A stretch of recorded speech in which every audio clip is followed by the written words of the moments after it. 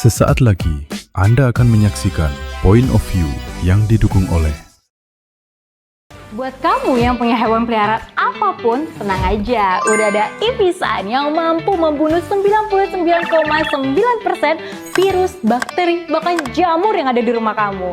So, pakai Ivisan ya.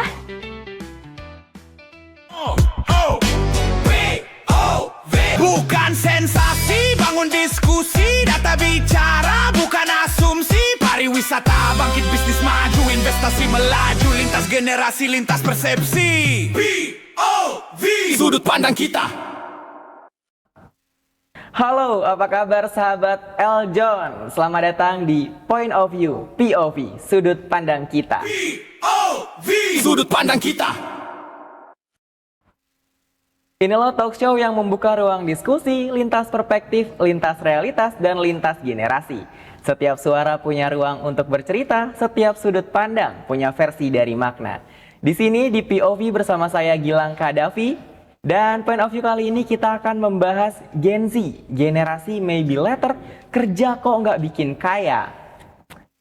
Dan untuk membahasnya kami juga sudah bersama dengan perwakilan Gen Z, Sylvia Agnes. Halo, apa kabar Agnes? Baik, Gilang. Baik Agnes, kenapa sih Gen Z itu lebih memilih ataupun rela membeli kopi yang harga 50.000 daripada untuk menabung nih?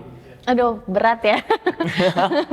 Sebenarnya bukan memilih untuk tidak menabung ya, menabungnya tetap. Tapi mungkin kalau dulu generasi sebelumnya kan kalau menabung itu bisa di 50 sampai 60% dari pendapatan.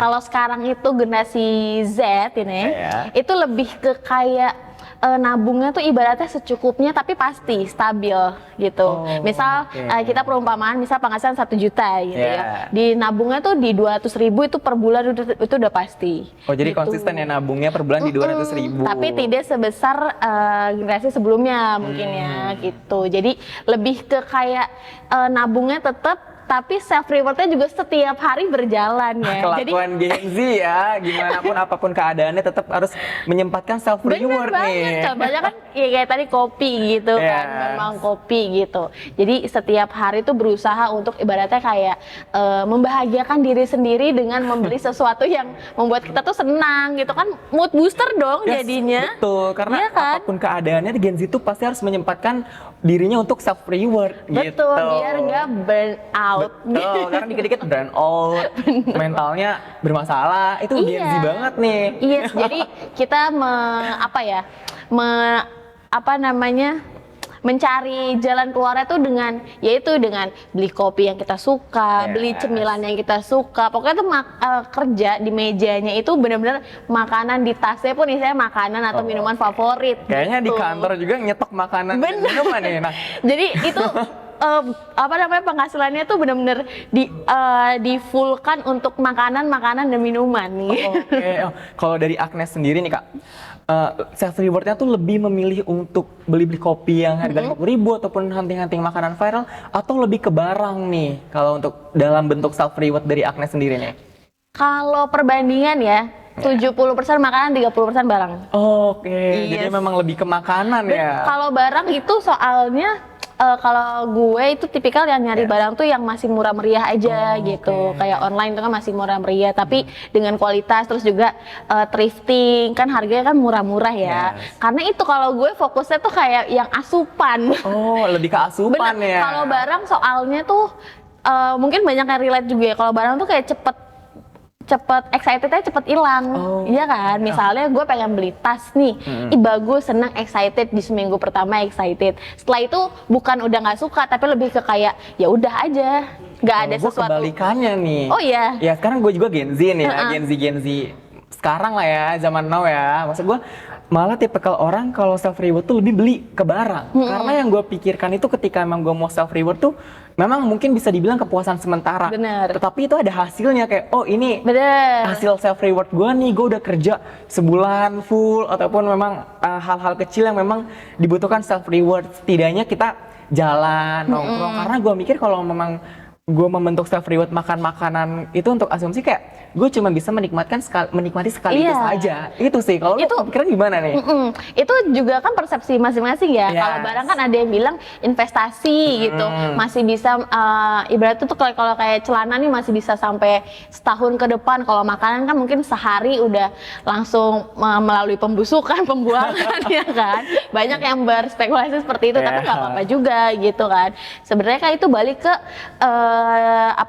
pribadi masing-masing gitu. Tapi kalau soal nabungnya itu biasanya udah sama tuh. Kalau soal nabung tadi balik kita ke pertanyaan pertama, kalau soal nabungnya itu udah sama, stabil tapi memang tidak sebesar itu gitu. Mungkin karena Gen Z juga gimana caranya tuh dia sebenarnya bilang nggak boros, dia tetap menyisihkan uangnya untuk nabung. Benar. Karena yang gue lakukan juga nih sebagai Gen Z, gimana caranya gue bisa dapat self reward, Benar. bisa nabung juga. Karena emang kita tuh sebenarnya Gen Z itu tipe nabung yang emang konsisten. Misalnya gue mau nabung dari hasil penghasilan gue sebulan 500.000, kita simpen tuh udah di drop di Yes. tabungan 500 ataupun bahkan 200. Mungkin kalau memang generasi di bawah kita kayak sebelumnya dia tuh mungkin 60% ditabung, 40%-nya untuk kebutuhan diri dia benar. gitu sih. Kalau kita tuh lebih ke dikecilkan aja, tapi Betul.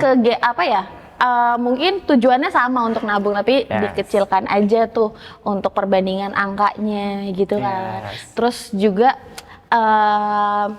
gue mau ngomong apa tadi lupa. Jadi Gen Z sebenarnya nggak boros ya. Oh iya, nggak boros. Sebenarnya tuh nggak boros, kan banyak yang bilang Gen Z itu boros lah, terus nggak memikirkan masa depan. Enggak, bukan nggak memanage uang. Justru itu kita kayaknya paling jago untuk memanage uang nih. Bener, karena dengan penghasilan yang 100% itu kita udah all in. Yes. Bahagianya dapet, seneng-senengnya dapet, Kebutuhan dapet, jangkauan pokok untuk masa dapet, depan, dapet dana darurat juga. ada semua. Bener, Ya. tapi kalau Gen Z sekarang itu kalau dari gue dan teman-teman gue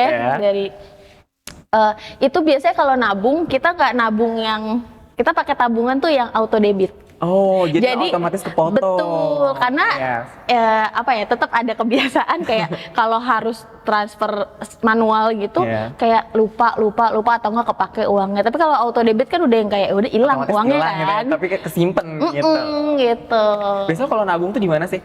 Di bank dong. Oh, langsung ke bank ya. Kirain gue lo main emas digital, invest, minimal tuh kayak reksadana, tau kan ya reksadana kayak gitu. Itu kalau gue belum terlalu ngulik yang gimana ya, jadi belum paham betul gitu. Padahal teman-teman udah pada ngajarin sih kayak mending reksadana sil, jadi seenggaknya uangnya berkembang juga gitu kan.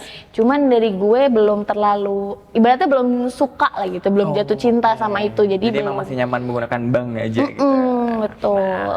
Nih, kalau sebenarnya menurut lo sendiri nih ya, dari POV lo, nongkrong di tempat mahal itu sebenarnya kebutuhan gaya hidup atau memang itu cara Gen Z untuk melepas penat nih? Kalau itu balik ke persepsi masing-masing. Oke. Kalau dari sudut pandang gue ya, gitu, jatuhnya itu mungkin kalau mahal, kalau sebulan sekali masih yang oke lah. Abis gajian gitu misalnya.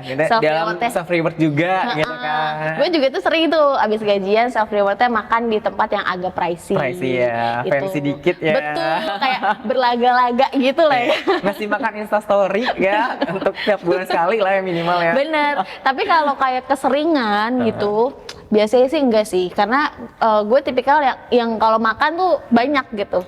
Jadi gue memilih tempat nongkrong tuh yang harganya tuh murah meriah aja gitu.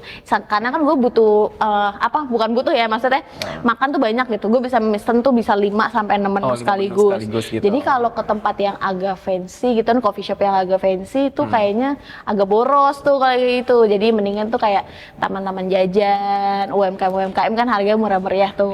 Kayak gitu sih. Jadi memang lu tuh tipe kalau orang yang memang mau sekali beli tuh pengen nyoba semuanya, mungkin kayak ada jajanan-jajanan ini, jadi lebih memilih makanan-makanan UMKM, kayak beberapa macam menu gitu. Daripada ke tempat fancy kita cuma memesan satu menu makanan, satu minuman udah gitu. Udah harganya sama mungkin. Betul, kan? harganya 11-12. Misalnya kita mungkin menyesuaikan tempat juga kali ya, target pasarnya. Mungkin sekali-kali oke lah kita nongkrong di tempat fancy gitu kan, sekali satu makanan, satu minuman, tapi sebanding harga dengan 5 menu makanan yang emang kita bisa pesan di luar. Betul, gitu. kayak gitu. Karena gue kalau makan tuh udah, maksudnya agak gampang lapar mata gitu. Apa nih kok kayaknya enak, kayaknya asik nih dimakan gitu kan, terus beli gitu. Tapi kalau agak fancy kan jadi yang agak boros kan gitu. Oke, nah kenapa nih membeli kopi dan makanan kekinian itu terasa lebih menarik dan worth it nih dibandingkan memasak sendiri di rumah? Oh, kalau tipe orang tuh yang suka masak atau memang lebih ngebeli nih? kalau Beli gue keluar? masak. Oh, suka masak Kalau berarti gue ya? masak. Soalnya Kenapa nih? kalau beli makanan viral nih, let's say kita makanan viral di Blok M gitu kan, dulu kan lagi beberapa item kan ada di Blok M semua kan, Yes. makanan viral. Negara, beda negara ya, Beda misalnya negara. negara Blok M ya dibilangnya ya. Betul. Terus ngantrinya tuh panjang Gilang. Yes. Terus gue tuh orang yang gak sabaran gitu loh.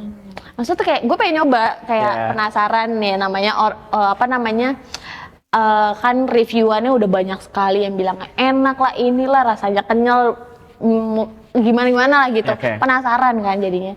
Cuman pas gue datang tuh kayak wow, panjang banget. Iya, terus bahkan ada yang nge-review juga 2-3 jam gitu Yeah. buat nunggu doang. Terus kayak, duh nggak deh, nanti aja deh, gue belinya nanti aja Tuh, deh. karena bisa gitu. dibilang gue juga nih ya, tipe ke Gen Z yang gak gampang FOMO. Maksud gue ngeliat ada makanan viral tuh kok gue bisa ngeliat orang rela untuk antrian panjang berjam-jam. Tapi gue tipe orang yang mau nyoba, nanti aja kalau udah sepi, nanti minggu depan sepi. Bener, Gitu, soalnya kan. mindset gue tuh kayak wasting time banget, gue 2-3 jam gitu nunggu di situ kan. Maksudnya kalau gue lakuin dengan jalan, misalnya kayak jalan di sekitar situ, gue mungkin udah dapat makanan, udah dapat Yes, baju juga, daripada mungkin lu dan cuma barang nungguin lainnya. salah satu menu viral, udah berjam-jam ngantrinya, tapi lu lebih memilih mungkin keliling tempat lain aja lah, beli yang Bener. memang kita bisa nikmatin juga. Bener gak? Gitu. Ya menurut gue sih nggak worth it ya Yes. gitu. Tapi mungkin kalau teman-teman yang lainnya merasa kayak ini adalah sebagian dari experience juga dari mencoba makanan tersebut, ya nggak apa-apa juga gitu. Cuman kan pilihan masing-masing juga. Lo rela nggak nunggu 2-3 jam gitu. Iya. Kita bukan bicara soal nanti takutnya makanan yang nggak worth it atau enggak, enak atau enggak, bukan. Tapi lebih ke waktu yang buat kita nunggu itu. Itu kembali sebenarnya ke diri kita Bener. masing-masing Yes, sih. Gimana gitu. emang karakter kita, gimana mau ngantri atau enggak, walaupun kita belum tahu fix rasanya kayak gimana. Kan banyak juga nih makanan-makanan viral justru malah udah nyobain kayak kecewa biasa aja. Tapi gue tipikal orang yang memang nunggu reviewan dulu nih di sosial media kayak enak banget gini-gini, enak apa sih gitu kan. Iya. Biasanya baru gue cobain daripada gue belum tahu rasanya kayak gimana, belum ada reviewan yang memang pasti enak atau enggak enaknya, gue udah rela-rela ngantri berjam-jam ternyata kayak bisa dibilang kayak zong dan sebagainya. Itu kan aduh membuang-buang waktu sebenarnya. Nah itu yang bikin gak worth it tuh di situ sih. Yes. Kalau gue tuh kalian masak soalnya, jadi itu lebih ke kayak misalnya lihat di reviewan nih, terus kayak ya gue kayak menerka-nerka nih bahan-bahannya apa ya gitu. Kadang nyari juga kan di Google atau di YouTube Short gitu kan, Yes. bahan-bahannya masak di rumah. Ya gagal atau enggak ya udah gitu. Masakan kita sendiri tadi makan-makan juga kalau gagal berhasil. Kalau kan. gue ada satu hal yang bisa gue banggakan adalah masakan gue. Oke. Jadi masakan gue itu apa ya? Mungkin kalau sesuai nama yang lagi viral, misalnya deh gue kemarin buat dimsum. Yes. Tujuannya buat dimsum. Rasanya sih nggak kayak dimsum, cuman tetap enak gitu, ngerti gak sih lo? Jadi ini tuh enak tapi nggak kayak dimsum. Gitu. Karena makanan diri gue sendiri nih kayak karya gue nih, walaupun gue juga sebenarnya kalau bisa dibilang suka masak, suka. Karena kan penasaran, gue tuh dulu sering beberapa kali eksperimen lah sama di gue kayak bikin pancake. Karena kan lihat alat bahannya tuh gampang banget kayak Betul. cuman susu, tepung, telur kayak Yes. ada semua di bahannya di rumah. Ya dicoba aja walaupun ujungnya rasanya lebih kayak ke telur sih, bukan kayak pancake-nya. Kebantu manis sama susunya itu aja. Nggak apa, justru malah lebih asik gitu sih kalau kata Yes. gue, belanjanya kan asik, huntingnya juga, apalagi kalau makanan yang agak susah tuh pasti bahan-bahannya tuh di beda-beda tempat gitu. Benar. Yang lo harus ke pasar, terus lo ternyata satu bahan cuman ada di supermarket yang besar. Yes. Terus juga mungkin di sini jual, di pasar sana Nggak yang nggak jual. jual, kayak gitu sih. Oke. Experience Nah, kayak gitu tuh. Sobat Eljon, tadi kita sudah membahas mengenai self reward, healing, maksudnya kayak jajanan-jajanan viral gimana sih Gen Z itu menanggapinya, mungkin bisa dibilang FOMO dan sebagainya. Nah, saat ini nih, apakah healing bagi Gen Z itu selalu identik dengan mengeluarkan uang, Ed? Tapi jangan dijawab dulu. Sobat Eljon, jangan kemana-mana, tetap di POV, sudut pandang kita. POV Sudut pandang kita. Didukung oleh